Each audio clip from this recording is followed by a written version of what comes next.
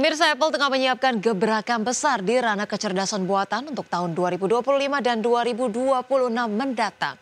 Perusahaan berencana menghadirkan versi Siri yang lebih hidup dan cerdas, robot teman meja yang inovatif, serta kamera keamanan pintar sebagai bagian dari ekosistem smart home terbaru mereka. Siri akan mengalami pembaruan besar dengan integrasi teknologi AI lanjutan. Membuat asisten suara ini dapat berinteraksi dengan pengguna secara lebih alami dan kontekstual. Kolaborasi Apple dengan pengembang AI terkemuka akan menghasilkan Siri yang lebih ekspresif dan mampu memahami nuansa percakapan layaknya manusia, membawa pengalaman pengoperasian perangkat Apple ke tingkat baru. Selain Siri, Apple tengah mengembangkan robot meja yang unik dan menarik yang diperkirakan akan rilis pada tahun 2027. Robot ini memiliki desain layaknya lampu yang mampu bergerak mengikuti pengguna di ruangan, melakukan gerakan seperti menari, serta berfungsi sebagai komplain virtual yang menampilkan versi animasi Siri. Robot ini merupakan bagian dari ambisi Apple dalam menggabungkan AI dengan perangkat keras canggih. Apple juga akan meluncurkan kamera keamanan pintar pada tahun 2026 yang akan bekerja terintegrasi dengan Siri dan sistem keamanan rumah Apple. Dengan kecerdasan buatan, kamera ini mampu memberikan notifikasi pintar, deteksi wajah, dan kontrol suara. Privasi pengguna tetap menjadi prioritas utama dalam pengembangan perangkat ini, menyajikan keamanan yang canggih namun tetap menghormati data pribadi. Perkembangan Siri yang makin canggih, robot meja inovatif, dan kamera keamanan pintar menjadikan Apple berada di garis depan inovasi AI pada smart home. Apple optimis dapat memperkuat ekosistemnya dan menghadirkan pengalaman AI yang lebih alami dan profesional di rumah pengguna. Berbagai sumber untuk IDXino.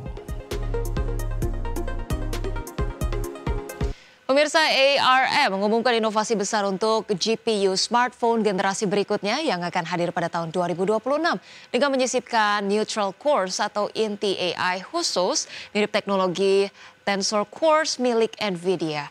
Teknologi ini dirancang untuk meningkatkan performa grafis sekaligus efisiensi daya, khususnya dalam gaming mobile dan aplikasi visual intensif.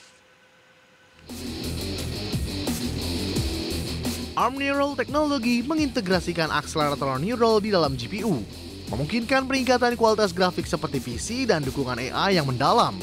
Fitur Neural Super Sampling memungkinkan peningkatan resolusi dari 540 pixel ke 1080 pixel dengan waktu memproses hanya 4 milisecond per frame, sehingga mengurangi beban kerja GPU hingga 50%. Ini memberi kesempatan bagi pengembang untuk memilih peningkatan frame rate, penghematan daya, atau kualitas visual lebih baik. Selain Neural Super Sampling, fitur lain akan hadir seperti Neural Frame Rate Upscaling yang menggandakan frame rate tanpa menambah beban GPU secara signifikan. Ada juga Neural Super Sampling dengan denoising untuk rendering path tracking real time yang sebelumnya sulit dijalankan di perangkat mobile. Semua ini mengadopsi model AI yang dapat diakses pengembang dengan SDK yang sudah disediakan jauh sebelum perangkat keras hadir. Langkah ARM menanamkan AI Core di GPU smartphone membuka potensi besar untuk transformasi pengalaman gaming mobile dan aplikasi visual lain seperti kamera neural dan augmented reality. Ini menjanjikan kualitas grafis lebih tinggi dan frame rate yang mulus, serta efisiensi penggunaan baterai, membawa performa mobile semakin mendekati kualitas desktop tanpa kompromi besar. Integrasi AI Core ala NVIDIA ke dalam GPU smartphone oleh ARM menandai era baru grafis mobile dengan kecanggihan AI yang lebih tinggi. Kita nantikan peluncuran teknologi ini pada 2026 yang akan mengubah standar pengalaman visual dan gaming di perangkat seluler. Berbagai sumber, IDX Channel. Pemirsa, dua petinggi PT Aman Mineral International Tbk kembali melepas sebagian kepemilikan sahamnya. Aksi penjualan ini dilakukan di luar perjanjian pembelian kembali saham atau repurchase agreement. Direktur PT Aman Mineral International Tbk atau dengan kode saham AMMN, Lalna Chandra menjual 26 juta saham perseroan pada tanggal 7 Agustus 2025 dengan harga rata-rata Rp8.828 per lembar. Nilai penjualan tersebut setara dengan Rp229,5 miliar dan dilakukan pada harga di atas pasar saat itu yang berbeda di kisaran Rp8.800 per lembar saham. Usai transaksi kepemilikan langsung Lal turun dari 0,109% menjadi 0,073%. Dalam keterbukaan informasi Bursa Efek Indonesia, Lal menjelaskan aksi ini murni dilakukan untuk tujuan divestasi dan tidak terkait dengan program buyback perusahaan. Ia menegaskan status kepemilikan sahamnya adalah langsung, bukan melalui pihak ketiga atau nomin. Lal juga menyebut bahwa saham yang dijual seluruhnya merupakan saham biasa yang dimilikinya secara penuh. Sebelumnya pada tanggal 4 Agustus 2025, Direktur asal Australia, David Alexander Gibbs, juga menjual 27,99 juta saham AMMN di harga Rp7.492 per lembar dengan total nilai Rp209 miliar. Penjualan tersebut membuat kepemilikan David menyusut signifikan menjadi 0,016% dari sebelumnya 0,055%. Adapun dengan penjualan kedua petinggi ini, total saham yang dilepas mencapai lebih dari 53 juta lembar dalam sepekan. Berbagai sumber untuk ID Action. Pemirsa, terima kasih Anda masih bersama kami. Salah satu jaringan rumah sakit terbesar di Indonesia, PT Medika Loka Hermina Tbk, terus berupaya memompa kinerja di tengah tantangan yang dihadapi pada paruh pertama tahun 2025. Meskipun mencatatkan penurunan laba bersih, perusahaan tetap optimis dengan strategi ekspansi dan penguatan layanan untuk menggenjot pertumbuhan di sisa tahun ini. Pada semester pertama 2025, Hill membukukan pendapatan sebesar 3,38 triliun, naik tipis 1,32% dibanding periode yang sama tahun lalu. Namun, laba bersih perusahaan turun signifikan hingga 35% menjadi sekitar Rp224,8 miliar dari sebelumnya Rp343,2 miliar. Penurunan laba ini dipicu oleh verifikasi ketat klaim BPJS dan peningkatan biaya operasional yang tidak seimbang dengan pendapatan, terutama di segmen rawat inap yang mengalami pelemahan.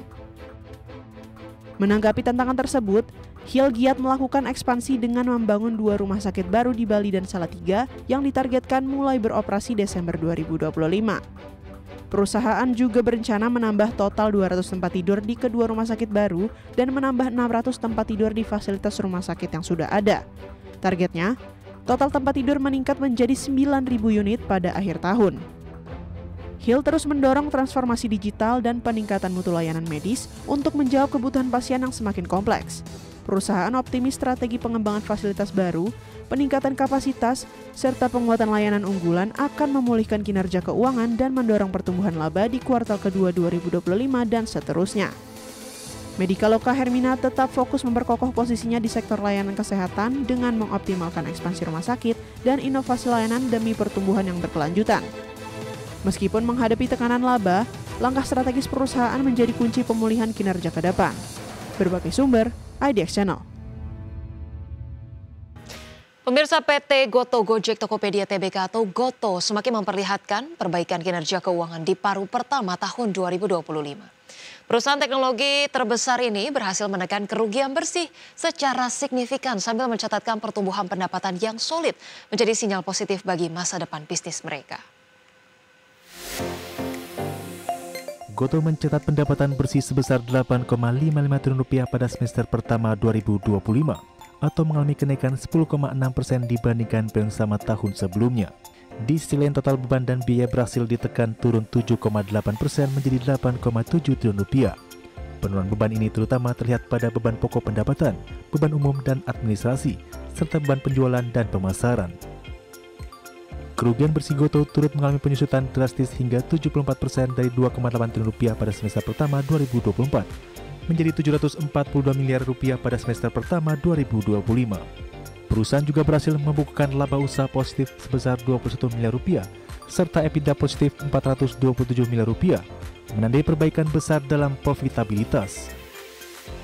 Keberhasilan ini tak lepas dari konsistensi Goto dalam mengoptimalkan model operasi dan menerapkan disiplin keuangan yang ketat.